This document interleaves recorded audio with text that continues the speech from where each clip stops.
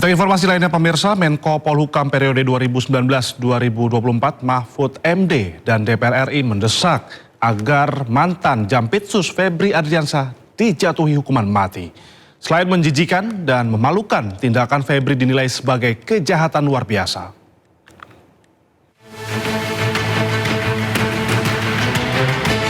Setelah ditetapkan sebagai tersangka kasus 3 mega korupsi, ex-Jampitsus Febri Adriansyah layak dijatuhi hukuman mati. Pernyataan itu rame-rame disampaikan fraksi PDI Perjuangan dan fraksi PAN di Komisi 3 DPR RI. Falah Amru dari fraksi PDI Perjuangan menilai kasus Febri adalah skandal yang sangat mencederai rasa keadilan masyarakat.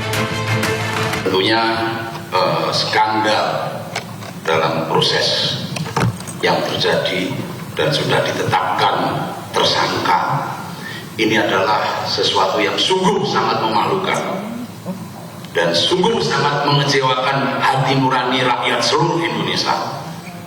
Oleh karena itu saya meminta pelaku tersangka diadili yang seberat-beratnya, kalau bisa dihukum mati.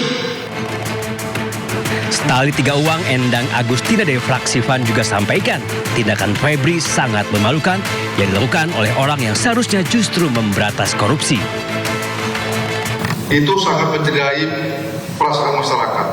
Masyarakat sedang susah hidupnya, dia yang seharusnya memberantas korupsi, tetapi malah korupsi. Ini sangat memprihatinkan dan harus dihukum berat. Kalau perlu dihukum mati, apa yang seperti sampaikan Gus Fahmi tadi. Senada pakar hukum tata negara Mahfud MD juga menilai jika ex-Jampitsus itu terbukti bersalah, maka hukuman yang layak diterimanya adalah hukuman mati. Gitu kan. Nah, tapi sekarang serius nih, hukumannya apa? Menurut saya hukumannya maksimal. Maksimal itu dengan hukuman pidana khusus, bukan pidana biasa. Apa itu? Pidana khusus itu pidana mati. Korupsi itu bukan tindak pidana biasa. Tapi ini adalah tindak pidana luar biasa. Di hukum kita disebut dengan eksplisit ini memang kejahatan luar biasa. Nanti dilihat aja penjelasan Undang-Undang 19 tahun 2019 alinea kedua. Jelas di situ. Nah, kalau begitu kan hukumannya mati. Febri Adriansyah ditetapkan sebagai tersangka untuk 3 kasus korupsi sekaligus. Kasus batubara di PT PLN, PT Asabri, dan PT Krakatau Steel. Kasus yang telah diselidiki sejak tahun 2018 itu berujung pada penetapan sang Jampitsus sebagai tersangka. Kita lihat saja seperti apa nasib Febri Adriansyah selanjutnya. Tim Liputan iNews melaporkan.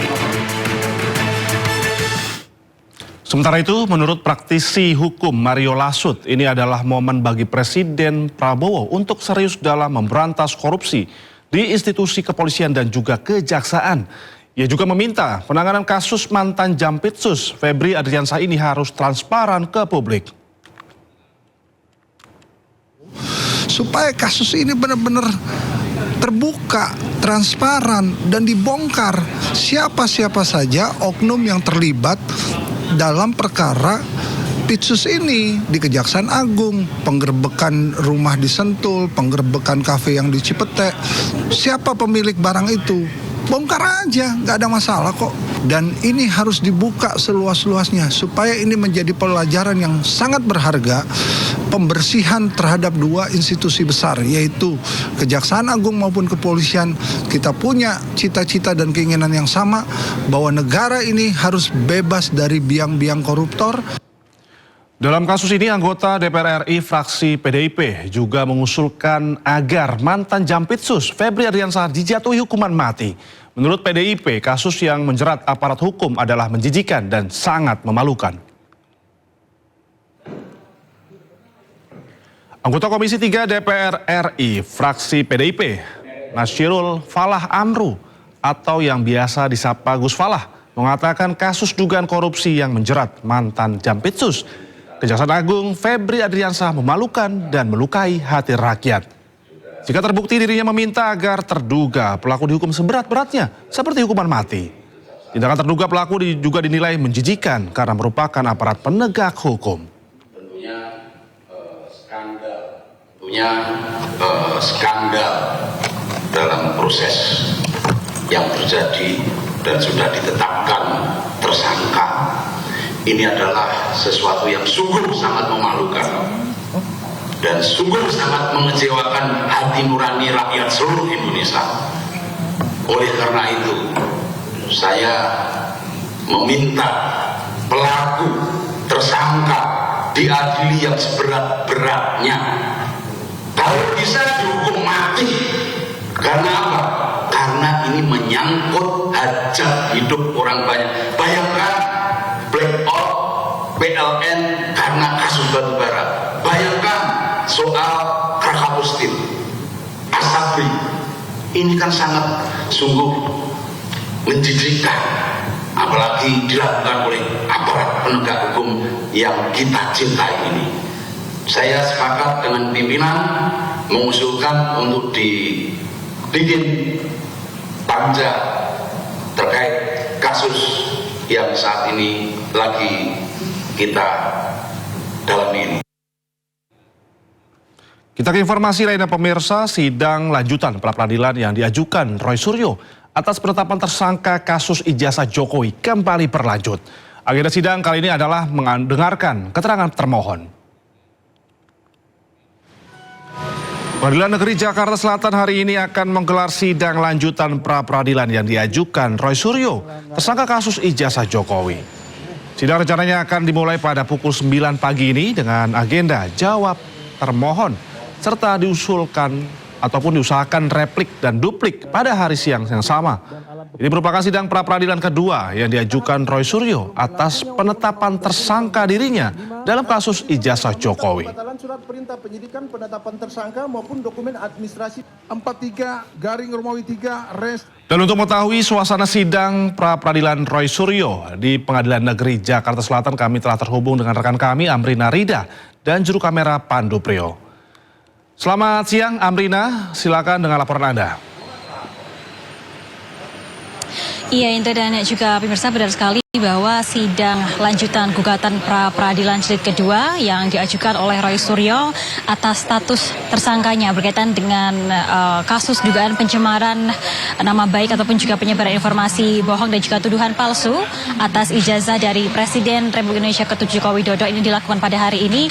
Dan benar sekali bahwa tadi untuk sidang dimulai sekira pada pukul 9 waktu Indonesia Barat dengan agenda yakni adalah mendengarkan jawaban dari termohon. Dalam hal ini adalah termohon yakni Polda Metro Jaya dan juga Kejaksaan Tinggi DKI Jakarta. Untuk sidang agenda pertama yakni mendengarkan jawaban dari para termohon ini sudah selesai dilakukan kurang lebih sekira pada pukul 10.40, yang mana pada proses sidang tadi kami mendengarkan secara langsung bagaimana jawaban dari pihak Polda Metro Jaya dan juga dari pihak Kejaksaan Tinggi DKI Jakarta atas permohonan pra-peradilan yang telah dibacakan oleh Roy Suryo dan juga tim kuasa hukumnya pada sidang perdana 10 Juli 2026 yang lalu. Apabila dalam permohonan ataupun juga sidang perdana 10 Juli 2026 yang lalu dari pihak tim Roy Suryo meminta Hakim Tunggal I. Ketut Darpawan untuk mengabulkan permohonannya dan juga menyatakan bahwa penetapannya sebagai tersangka berkaitan dengan kasus ini dinyatakan tidak sah dan juga melawan hukum.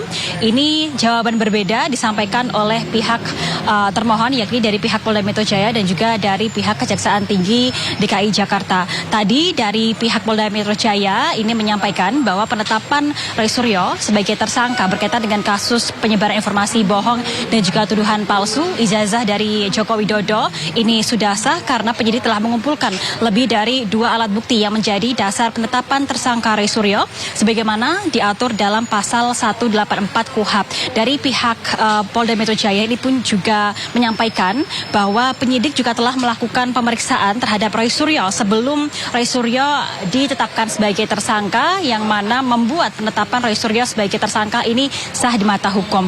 Lalu pada kesimpulannya dari pihak Polda Metro Jaya dan juga termohon lainnya ataupun juga Kejaksaan Tinggi DKI Jakarta ini pun juga menyampaikan bahwa mereka meminta Hakim Tunggal dari pihak Pengadilan Negeri Jakarta Selatan untuk menolak seluruh permohonan Roy Suryo dalam pra-peradilan terkait penetapan tersangkanya karena permohonan dari Roy Suryo ini dianggap salah dan juga keliru. Nah, untuk sidang agenda pertama ini sudah selesai dilakukan dan saat ini sedang diskors untuk nantinya dilanjutkan dengan pembacaan replik dan juga duplik yang akan dimulai sekira pada pada pukul 14 ataupun juga 2 siang nanti. Sementara demikian kembali ke Anda, Indra. Baik, terima kasih Rida dan juru kamera Yudi Richard telah melaporkan langsung di Pengadilan Negeri Jakarta Selatan. Selamat bertugas kembali rekan-rekan. Ya pemirsa, seorang pekerja material tewas akibat ledakan di sebuah toko material di Purwakarta, Jabar. Sesaat lagi di Indosiar.